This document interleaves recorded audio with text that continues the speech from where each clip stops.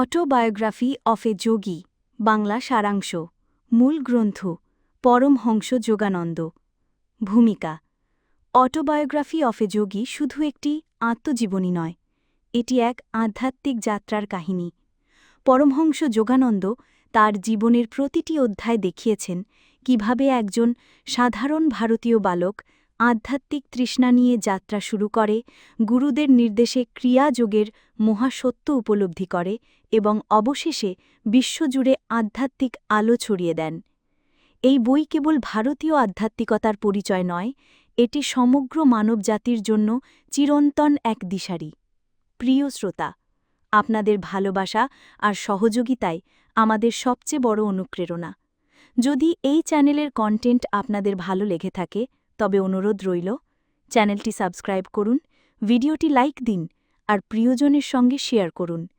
আপনাদের প্রতিটি subscription, like আর share আমাদের আরও উৎসাহ দেবে নতুন নতুন ভিডিও নিয়ে আসতে। সঙ্গে থাকুন, আমরা একসাথে এগিয়ে চলব জ্ঞান আর অনুপ্রেরণার পথে। ধন্যবাদ। সূচিপত্র ১. শৈশব জীবন ও আধ্যাত্মিক ঝোঁক।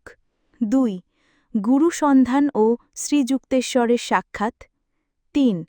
অলৌকিক অভিজ্ঞতা ও আধ্যাত্মিক বিস্ময়। ৪. ক্রিয়াযোগ ও যোগানন্দের শিক্ষা। ৫. পরিবার ত্যাগ ও সন্ন্যাস গ্রহণ। ৬. আমেরিকা যাত্রা ও আধ্যাত্মিক প্রচার। ৭. পাশ্চাত্য প্রভাব ও যোগানন্দের কার্যক্রম। ৮. গুরুদেবের মৃত্যু ও জীবনের শিক্ষা। ৯. যোগানন্দের শেষ দিন ও মহাসমাধি। ১০. আধ্যাত্মিক শিক্ষা ও সারাংশ। ১. শৈশব জীবন ও আধ্যাত্মিক ঝোঁক। পরমহংস যোগানন্দ জন্মগ্রহণ করেন ১৮৯৩ সালের ৫ই জানুয়ারি উত্তরপ্রদেশের গোরখপুরে। তার নাম ছিল মুকুন্দলাল ঘোষ। ছোটবেলা থেকেই তিনি ছিলেন গভীরভাবে আধ্যাত্মিক মনস্ক। শৈশবে তার বন্ধুদের সঙ্গে খেলাধুলার পাশাপাশি তিনি নিয়মিত ধ্যান করতেন। তার চোখে বারবার ভেসে উঠত ঈশ্বরের দর্শনের আকাঙ্ক্ষা। পরিবারে ভক্তিমূলক পরিবেশ থাকলেও তার ভেতরে ছিল এক অদম্য তৃষ্ণা, সরাসরি ঈশ্বরকে উপলব্ধি করার। এই অধ্যায়ে দেখা যাবে শৈশবের ঘটনাবলী, মায়ের প্রভাব, বাবার কঠোরতা, আধ্যাত্মিক কৌতূহল, ছোট ছোট অলৌকিক অভিজ্ঞতা ইত্যাদি। গুরু সন্ধান ও শ্রীযুক্তেশ্বরের সাক্ষাৎ। ২. মুকুন্দ কৈশোরেই প্রতিজ্ঞা করেছিলেন তিনি তার প্রকৃত গুরু খুঁজে বের করবেন। অনেক সাধক ও সন্ন্যাসীর সঙ্গে দেখা হলেও তিনি পূর্ণতৃপ্তি পাননি। অবশেষে ভাগ্য তাকে পৌঁছে দিলেন শ্রীযুক্তেশ্বর গিরির কাছে। প্রথম সাক্ষাতে তিনি অনুভব করলেন এটাই তার খোঁজের শেষ, এটাই তার গুরু। শ্রীযুক্তেশ্বর শুধু একজন যোগী নন, তিনি ছিলেন কঠোর শৃঙ্খলা পরায়ণ এবং তত্ত্বজ্ঞান। তার কাছে যোগানন্দ শিখলেন যে আধ্যাত্মিক জীবন মানে শুধু অলৌকিক অভিজ্ঞতা নয়, বরং চরিত্র, শৃঙ্খলা ও জ্ঞান অর্জনের সমন্বয়। ৩. অলৌকিক অভিজ্ঞতা ও আধ্যাত্মিক বিস্ময়। এই অধ্যায়ে যোগানন্দ তার বহু অলৌকিক ঘটনার বর্ণনা দিয়েছেন, যেমন দূরে থেকেও গুরু শিষ্যের অবস্থা জানতে পারা, সাধনার মাধ্যমে আত্মার বিস্তার, কিছু সাধকের অলৌকিক শক্তি, যেমন একই সময়ে ২ স্থানে উপস্থিত হওয়া। এই সব অভিজ্ঞতা আমাদের মনে করিয়ে দেয় যে মানুষের চেতনা অসীম এবং এটি কেবল শারীরিক দেহের মধ্যে সীমাবদ্ধ নয়। ৪. ক্রিয়াযোগ ও যোগানন্দের শিক্ষা। ক্রিয়াযোগ ছিল যোগানন্দের জীবনের কেন্দ্রবিন্দু। গুরু শ্রীযুক্তেশ্বর তাকে শিখিয়েছিলেন এই প্রাচীন বিজ্ঞান। ক্রিয়াযোগ কেবল একটি ব্যায়াম নয়, এটি আত্মার গভীর সাধনা, যা শ্বাস নিয়ন্ত্রণ, ধ্যান ও ভক্তির সমন্বয়ে মানুষকে ঈশ্বর সচেতন করে তোলে। যোগানন্দ বলেন, এক ক্রিয়া ১০০০ বছরের আধ্যাত্মিক অগ্রগতির সমান। ৫. পরিবার ত্যাগ ও সন্ন্যাস গ্রহণ। পরিবারের প্রতি যোগানন্দের ছিল গভীর ভালোবাসা, তবে ঈশ্বরের সন্ধানে তাকে ত্যাগ করতে হয়েছিল সংসার। তিনি সন্ন্যাস গ্রহণ করে যোগানন্দ নাম পান, যার অর্থ হল আনন্দে একাত্ম হওয়া। এই অধ্যায়ে তিনি লিখেছেন কিভাবে ত্যাগের মধ্যে দিয়েই প্রকৃত স্বাধীনতা অর্জিত হয়। ৬. আমেরিকা যাত্রা ও আধ্যাত্মিক প্রচার ১৯২০ সালে যোগানন্দ আমন্ত্রণ পান আমেরিকায় বিশ্ব ধর্ম সম্মেলনে যোগ দেওয়ার জন্য।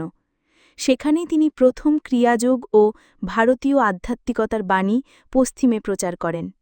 তার বক্তৃতা, ধ্যান শিবির ও বই লক্ষ লক্ষ পশ্চিম মানুষকে আধ্যাত্মিকতার দিকে টেনে আনে। ৭. পাশ্চাত্যে প্রভাব ও যোগানন্দের কার্যক্রম। আমেরিকায় যোগানন্দ প্রতিষ্ঠা করেন সেলফ রিয়েলাইজেশন ফেলোশিপ। এর মাধ্যমে তিনি ক্রিয়াযোগ শিক্ষা, আধ্যাত্মিক গ্রন্থ প্রকাশ ও ধ্যান প্রচার শুরু করেন। তার শিক্ষায় হাজার হাজার মানুষ নতুন জীবন খুঁজে পান। ৮. গুরুদেবের মৃত্যু ও জীবনের শিক্ষা। শ্রী যুক্তেশ্বর গিরির মহাসমাধির ঘটনা যোগানন্দকে গভীরভাবে প্রভাবিত করে। গুরু মৃত্যুর পরেও তাকে দর্শন দেন এবং জানান শরীর নশ্বর হলেও আত্মা অমর। এই অধ্যায়ে যোগানন্দ ব্যাখ্যা করেন যে মৃত্যু কোনো শেষ নয়, এটি কেবল আত্মার এক নতুন যাত্রা। ৯. যোগানন্দের শেষ দিন ও মহাসমাধি। ১৯৫২ সালে ক্যালিফোর্নিয়ায় একটি বক্তৃতা শেষে যোগানন্দ ধ্যানাবস্থায় দেহত্যাগ করেন। তার দেহ প্রায় সপ্তাহকে সপ্তাহ অক্ষত অবস্থায় ছিল, যা আজও এক বিস্ময়। এটি প্রমাণ করে যে তার জীবন যেমন অসাধারণ ছিল, তেমনি তার মহাসমাধিও ছিল আধ্যাত্মিক কাহিনীর এক অংশ।